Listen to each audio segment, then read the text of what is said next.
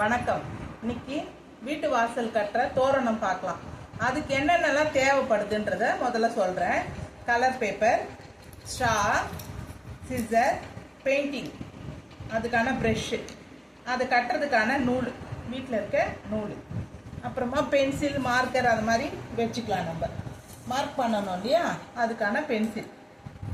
இதை வச்சு இதில் நம்ம ட்ரா பண்ணுறதுக்கு பார்க்கலாம். இப்போது வந்து ரெண்டாக மடிச்சுக்கலாம். இதை ரெண்டாக மடித்தோன்னா ஒரு இது கிடைக்கும் இல்லையா, அளவு இதுக்காக இதை எடுத்துக்கலாம். இப்படி இதை கட் பண்ணிவிட்டு இதுக்கு வந்து ரெட் கலர் பெயிண்ட் எடுக்கிறேன். நான் வீட்டில் பசங்களுக்கு வாங்கி கொடுப்போம் இல்லையா பெயிண்டிங்கு, அந்த பெயிண்ட்டு தான் எடுத்துருக்கேன்.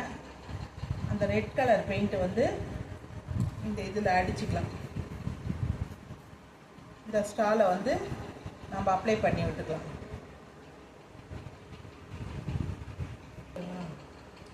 இது வந்து எப்படின்னா இந்த 5 ஸ்டா தேவைப்படுங்க. பெரிய ஸ்டாவாக இருந்தால் 5 ஸ்டா எடுத்துக்கணும்.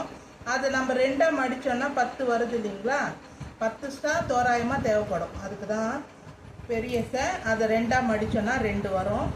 2 கலர் அடித்து இந்த மாதிரி கலர் அடித்து ஒரு 5 நிமிஷம் காயட்டோன்னு விட்டுடலாம்.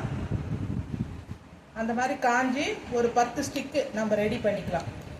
இது பாருங்கள், இப்போ 10 பெயிண்ட் அடித்து வச்சுருக்கேன். இது காயட்டும். அதுக்குள்ளே நம்ம அந்த தோரணத்துக்கான இலை கட் பண்ணோம் இல்லையா, அதுக்கான இலை. இந்த இலை கட் பண்ணுறதுக்கு கலர் பேப்பரை வந்து 4ஆக ஃபோல்டிங் பண்ணியிருக்கேன். பாருங்கள், 2ஆக ஃபோல்டு பண்ணியிருக்கேன். அதே மாதிரி திரும்பி இன்னொரு வாட்டி ஃபோல்ட் பண்ணியிருக்கேன். அப்போ 4ஆக மடிச்சிருக்கோம் ஒரு பேப்பரை. இதை வந்து இந்த மாதிரி ஒரு பேப்பர் கட் பண்ணி வச்சுருக்கேன் டிசைனு. இதில் போட்டுட்டு நம்ம அப்படியே சிசர் கட் பண்ணிக்கலாம்.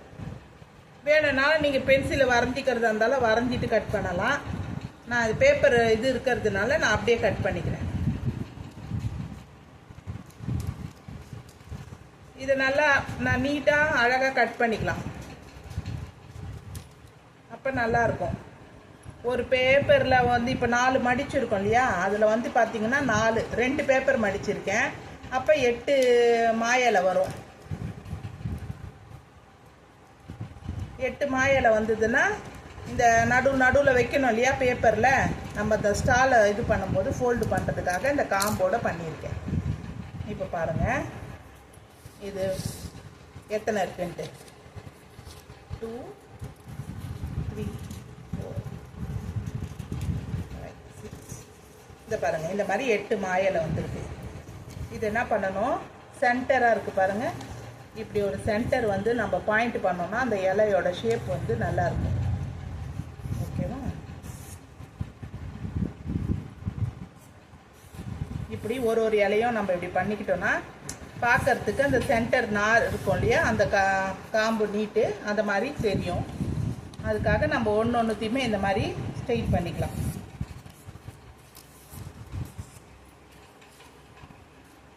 இப்போ பார்க்கறதுக்கு மடித்து காம்பு இருந்தால் எப்படி இருக்குமோ அந்த மாதிரி இருக்கும் மாயலை. இந்த மாதிரி நீட்டாக மடித்து சென்டர் பார்த்து அழகாக மடிச்சுக்கலாம்.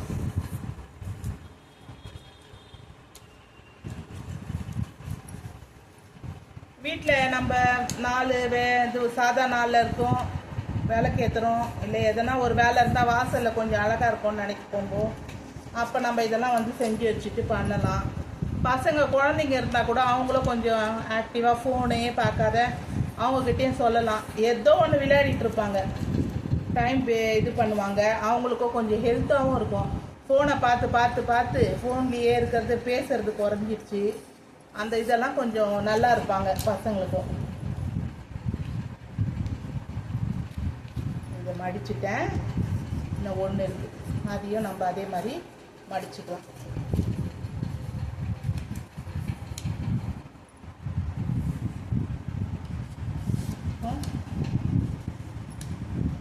அதையும் லாஸ்ட் ஒன்றுத்தையும் அழகாக மடிச்சாச்சு. நம்ம இப்போ லைனாக 8 ஷீட்டு மடிச்சிருக்கோமா. இந்த ஸ்டாவும் இருக்குது லைனாக, 10 ஸ்டாவும் இங்கே இருக்குது. இப்போ இதை கோக்கிறதுக்கான கயிறு, சரிங்களா?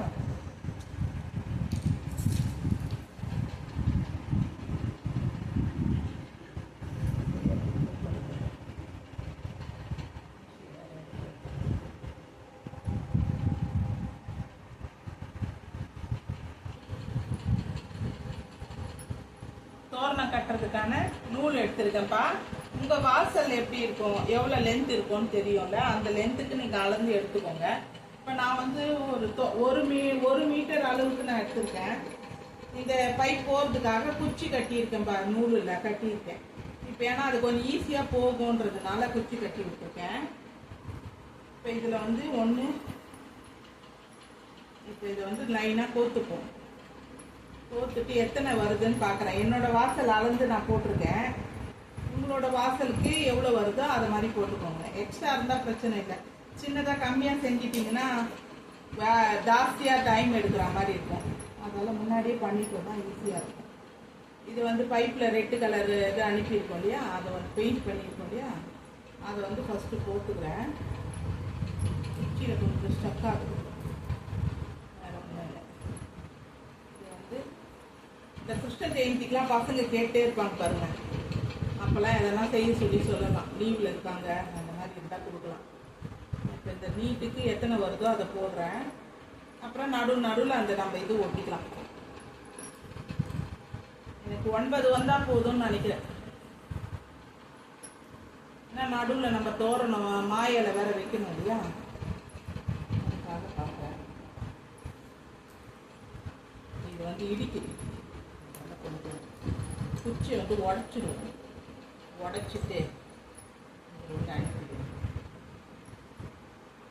என்ன கொடுமைன்னா, நான் குச்சை வந்து ரொம்ப குட்டியாக பண்ணிட்டேன்ப்பா, அதனால இது போல. சரி, நம்ம இப்படி போட்டு பார்ப்போம்.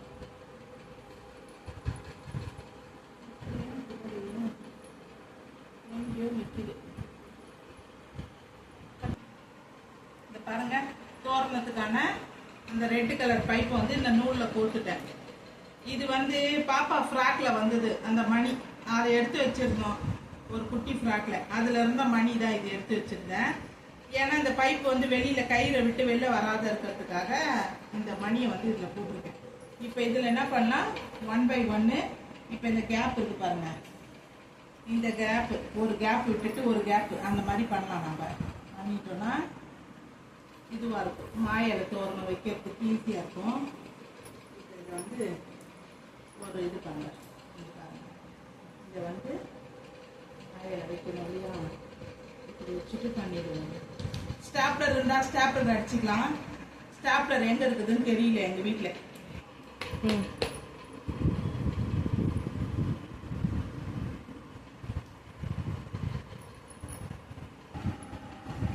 பாருங்க, கம்மை வந்து இதில் அப்ளை பண்ணிட்டேன்.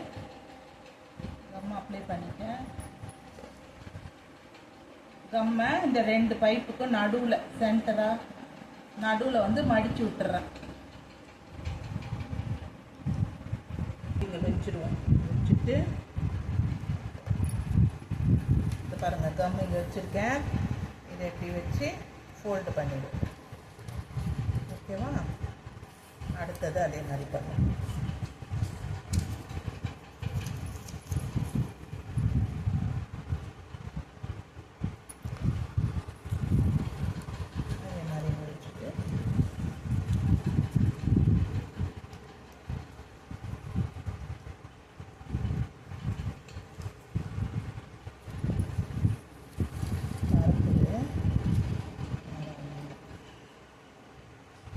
தோரணம் வந்து மாயில ஒட்டியிருக்கேங்க. இந்த பைப் லைனுக்கு நடுவில் மாயில ஒன்றா ஒட்டியிருக்கேன்.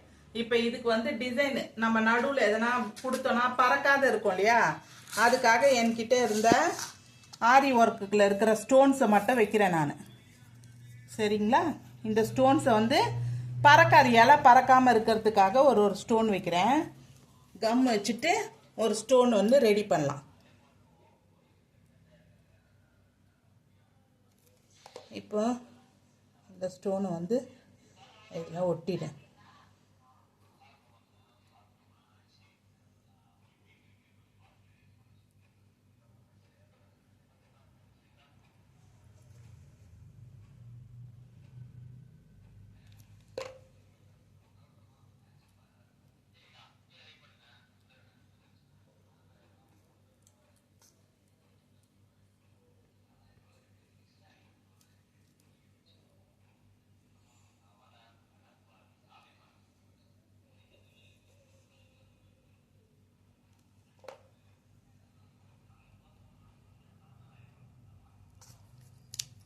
இந்த மாதிரி ஒன்றுத்துக்கும் பண்ணலாம் நம்ம.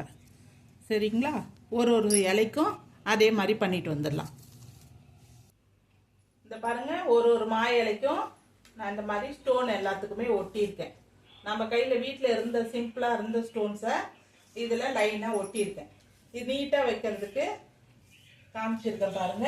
இந்த மாதிரி இருக்கு. இதை வாசலில் மாட்டிட்டு உங்களுக்கு இதோட வியூவை வந்து நான் போடுறேன். சரிங்களா? இன்னியோட நாள் வந்து 27/5/2025 இன்னியோட ஜவஹர்லால் நேருவோட நினைவு தினம் அப்படின்னு சொல்லியிருக்காங்க. அவங்க எப்போ இறந்தாங்கன்னா 1964ல இறந்துருக்காங்க. 27/5/1964ல இறந்துருக்காங்க அவரு. ஜவஹர்லால் நேருவோட நினைவு தினம் இன்னைக்கு.